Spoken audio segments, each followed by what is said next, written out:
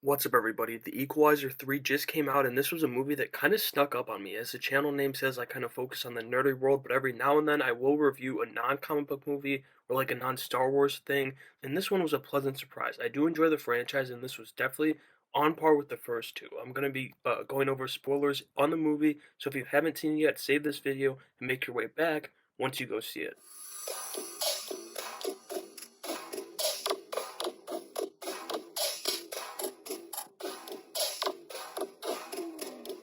While I enjoyed this movie, it did start kind of slow. The first act, while the opening scene is cool, is definitely a bit slower and doesn't have a ton of action, but that opening scene is really cool even though we don't see the actual action for it right then and there. We just walk through the all of McCall's damage as the house is now a slaughterhouse. He does also some people up at the end of the opening scene, but it's very quick, which isn't a bad thing because it was still really cool.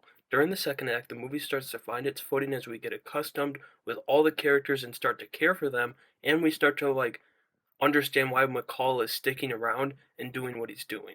The final moments of the second act are also great, or maybe I guess it could be the beginning of the third act, I don't really know, but anyway, McCall takes out the brother of the main villain and some of his goons in a tease to the big badass fight in the movie. The start of this one actually made me jump in my seat, not like I was scared, but just like holy shit, because it starts with a van just coming out of nowhere and smashing a dude into a wall. Then the third act is where this movie thrives. Dare I say, the third act is perfect. The movie is rolling at this point, and the final action sequence was amazing. Everything from putting a fireplace skew through a guy's throat to the direction when Vincent Quaranta is laying in bed with the blood dripping down from the skylight as a body falls through the glass. If I had to rate this movie, I'd probably go about a 7, maybe 7.5 out of 10, which is right on par with the first two movies. And I did watch the second right before I went, but I haven't seen the first in a couple years, to be quite honest. So I have a shaky memory of it. But if I had to rank them, I'd probably go Equalizer 2, Equalizer 3, Equalizer. Now, while I don't think the cast was star-studded per se, but you don't really need it to be with Denzel Washington eating up all the screen time. However, there were still some really good performances, like David Denman, who you may know as Roy from The Office. He was good in his limited screen time, and it was really just fun seeing him in this movie. I thought Andre, I'm not sure how you pronounce his first name, Scarduzio, was great as a villain and the crime boss, and he comes into play a lot during the third act, but in his brief appearances prior to that, he steals the show, in my opinion.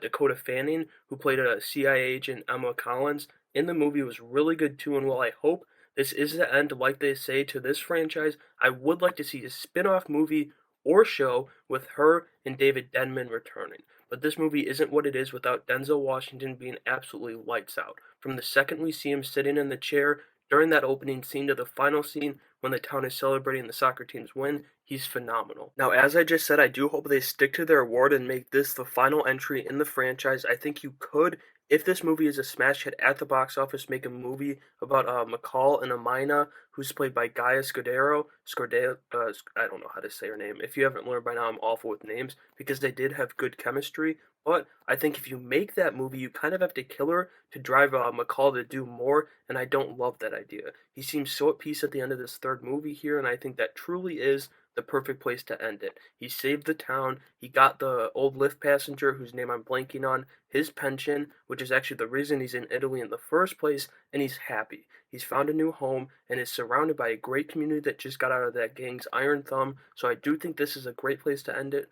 Robert McCall's story, at least, you can have him pop up as a cameo or something when you start a spin-off off this, which I truly feel is the only way forward if they do feel the need to continue the franchise. But as always, I want to know what you guys thought about the Equalizer 3, so go ahead and let me know what you thought and what you would rate it down in the comments below. And if you enjoyed this review or like keeping up with the nerdy world, because as I said, that's what I really like to focus on here in the Nerdverse, you can subscribe to the channel so you don't miss out on anything I put out, and make sure you have a great day.